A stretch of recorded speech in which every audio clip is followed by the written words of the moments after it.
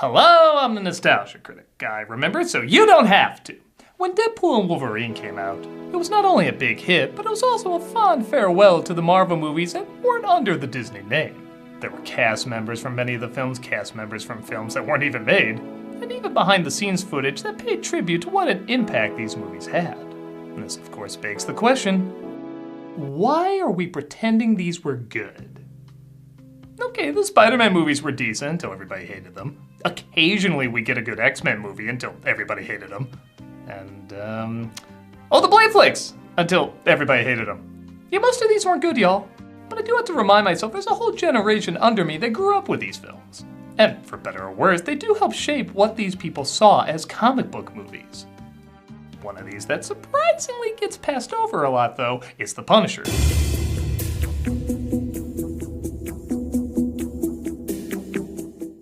Not because people say it was a masterpiece or anything, but the film was a big enough success that it got a sequel. And I think many can agree for a 2004 movie, it is very much a 2004 movie. You really can't watch it and guess it came out at any other year, and you could argue there's something interesting about that.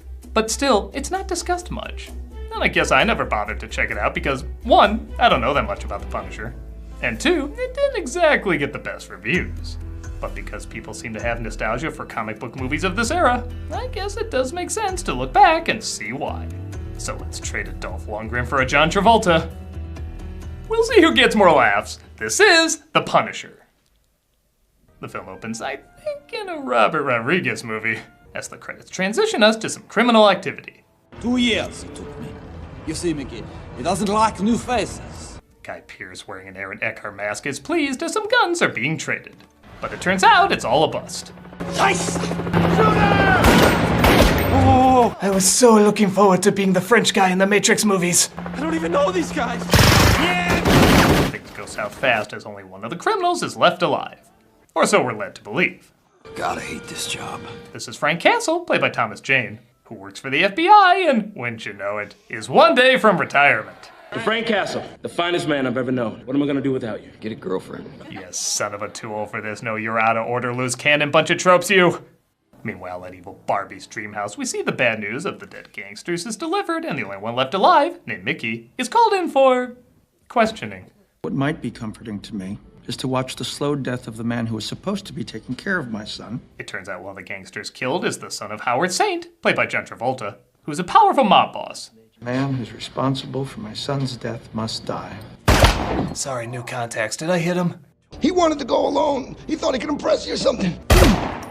Now bury yourself. Meanwhile, Frank starts his retirement by going home to his wife, Maria, played by Samantha Mathis. This was a hard one. Yeah, but I said the same thing to you after Super Mario Brothers. He also has a freshly ready-to-die son named Will. Someday when you're older, Will, I'll tell you why we had to move so much. Second family, isn't it? No, they're my first family. You're my second family. We cut back to Saint, and you'll find Travolta is a lot of fun in this. And not in the usual Turl or Castor Troy way. He plays everything like he's seething with anger, but keeps himself calm by constantly thinking how he's gonna kill the person who angered him. Now I understand your grief, but for your own safety, leave this to professionals. Professionals? Yes. I know a professional scrotum separator looking for work. Back with Frank, he goes to a family reunion, with his father, played by Roy Schneider, making a toast. I just want to say that I'm very happy that you're all here. I'm very proud that you're all here. I love you. Now let's all continue to be alive in the most alive way that we can. To being alive, and not the other thing that's not alive. I lost so much time with both of you. I married you. I knew what I was doing, and I'd do it again. Till something do we part. It doesn't matter, it's never gonna be an issue anyway. Saint finds out who Frank is, though, and orders him to be killed. His wife, Livia, even says, throw the whole family in there while you're at it. His whole family. Is this what you want? He said that like, are you sure? You might get a tummy ache if you kill the whole family. You know what I asked when I first read a Punisher comic? Why does he have a skull on his shirt? I really need that explained. The guy in the shop said it wards off evil spirits. It also might just look cool if you kill a guy while wearing it. Not everything needs an origin story.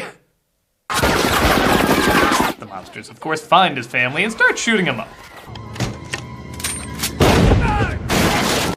slight delayed reaction. It's like Looney Tunes. He had to realize he'd been shot before gravity took over. How about a nice bar by you? Before you're cooked into Michael Myers' dummy double. Most of his family is wiped out, including his wife and son. And maybe my wife and kid are under those pancakes. Oh no! They shoot him as well and blow the place up. By the way, all this...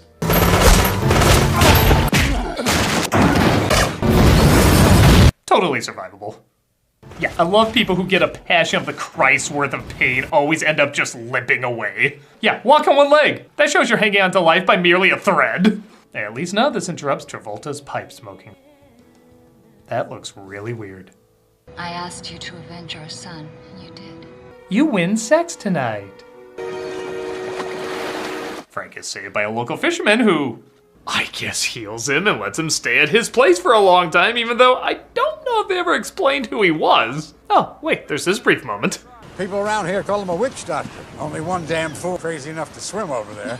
Well, I don't know about you, but that's all I need. I don't need any dialogue from this character or anything. I feel like I got him figured out.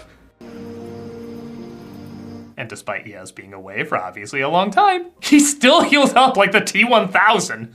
I mean, did you see half of this? And all we got is, oh, is that a little pink on your chest? You should look like the ending of a Ren and Stimpy cartoon. Also, wow, he'd been out long enough to grow a beard and have the police show up, yet nobody's cleaned the place yet. Hey, officer, it's been weeks. Can we finally take the police tape down? No, some fingerprints might show up in the sand or something. He, of course, vows revenge and loads up with as many weapons as possible. He first meets up with Mickey to try and get information out of him. I talk to you, they'll kill me. What's the torch for? He tells him the flame will hurt so much his nerves won't feel it at first, and all he'll feel is the cold, which leads to a pretty funny moment. Ah! Son of a bitch! Ah! Nobody told me the Punisher was so silly. I love how the guy who arguably started all this probably gets off the easiest. For he tells him in great detail how the crime family works, and discovers he doesn't like the Saints either, so he decides to help. I hate the Saints. You're gonna help me. I think too that unlike most revenge stories where the lead would let everyone still think he was dead, he pretty much announces in the least subtle way possible he's still alive. Which, yeah, if you cut ahead to later, you can kind of see why a lot of these people want them to think they're dead in revenge movies. Oh yeah, they want to find where you live, and that's a little easier when they know who you are. But anyway, he also thinks the police are bought off by the Saints. It's been 5 months since my family was killed. I don't see one man in jail. Good point, arrest him. As you'd expect, he gets to work trying to destroy the Saints' business. Hey, and I thought the Democrats lost the election. He takes out the henchman inside and gives a clear message to Howard Saint. Who is it mere does he have a very strange way of summing up things. Maybe he's still alive because he was meant to suffer more, I don't know. He misses his family and he wants to die. He's asking for help, so let's help him.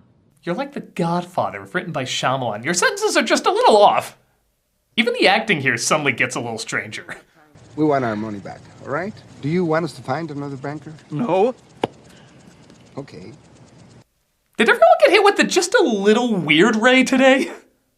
Frank sees his awkward but still friendly neighbors are in trouble with an angry ex, so he decides to help them out.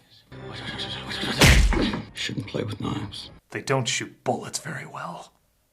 This is Joan, Dave, and I kid you not, Bumpo.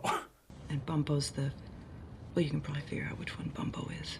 That sounds like Dumbo's horny brother. How am I supposed to take any movie with that name seriously? Oh, also, bet you didn't know this was a musical.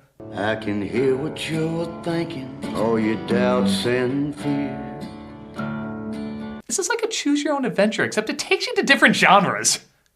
This is Harry Heck. Okay, how many of these characters' names are Cartoon Network shows?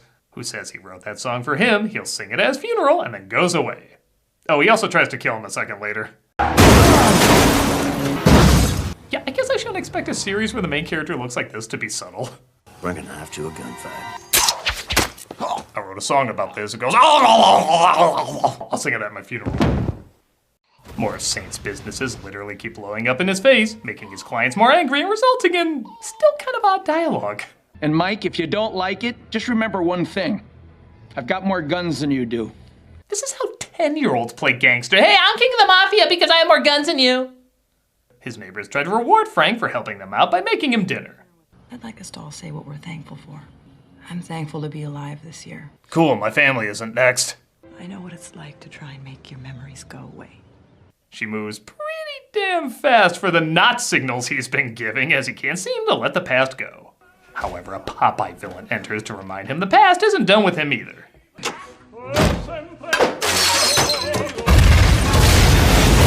These assassins are punch-out characters if their boxing gloves were replaced with grenades. But yeah, this is pretty fun. It's also so cartoonishly over the top, I don't think Tom and Jerry could survive this.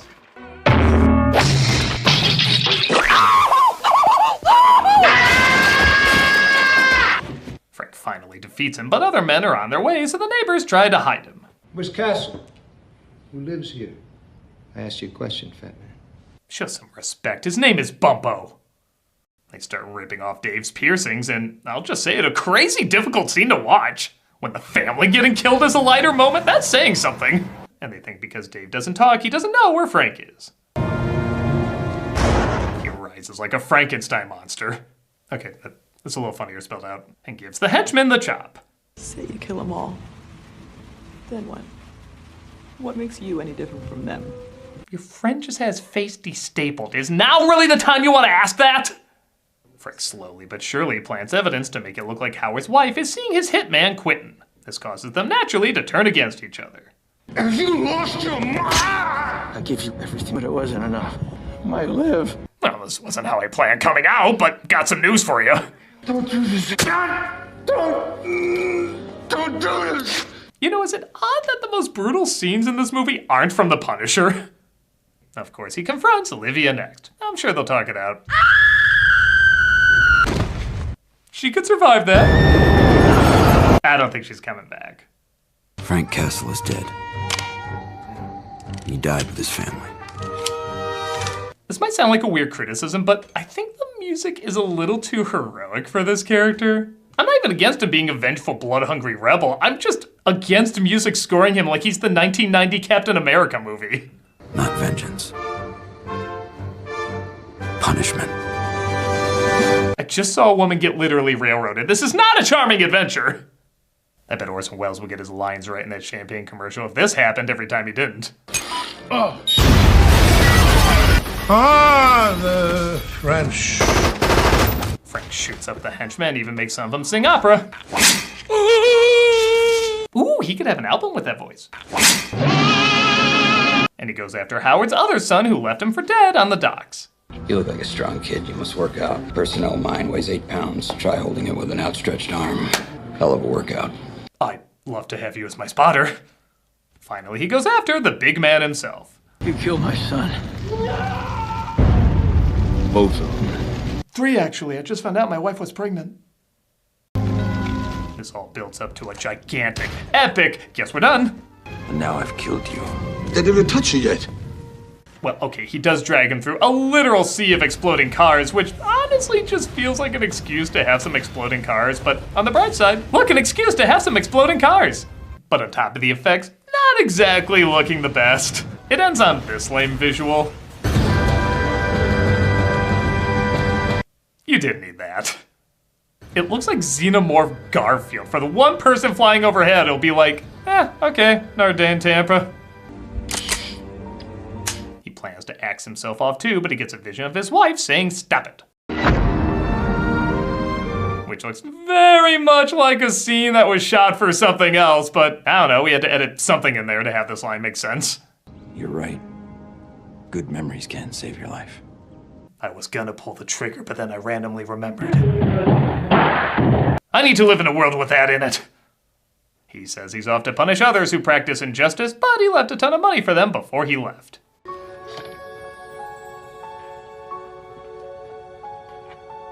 Oh good, that'll cover 1/5 of Dave's medical bills. I like the last scene. It's supposed to be the big hero moment staring out in the city like you saw in all superhero movies at that time, but because they have no music, it sounds like he's recording a podcast with no views. Frank Castle is dead. Call me the Punisher. Please. I'll sub to your channel if you sub to mine. Nah, too late. You made it weird. First you had the musical score to Steel, then you have absolute silence, and now you have heavy metal. This isn't a soundtrack, it's a random setting on Spotify. And that was The Punisher. At its worst, it's a little awkward. At its best, it's alright. I think I'm a sucker for movies where a bunch of bad people get their comeuppance by a person who's been wronged. And as those kind of movies go, it has some decent moments. It does feel like a film that needed more time to flesh out its identity, as it does just go from one moment to the next without much of its own style. But there are moments that stick out, sometimes in a bad way, but more often than not in an entertaining way. If it had a little more time, I think it could be a little less generic, but like I said, there are some elements that stick out. Travolta's acting is fun, some of the fight scenes are creative, the weapons can be pretty cool, and of course, there's some really sick, twisted ways he gets back at the wrongdoers. Out of all the Marvel movies that weren't connected to the MCU, this one is the most okay-ish. I'm a nostalgia critic, I remember, so you don't have to.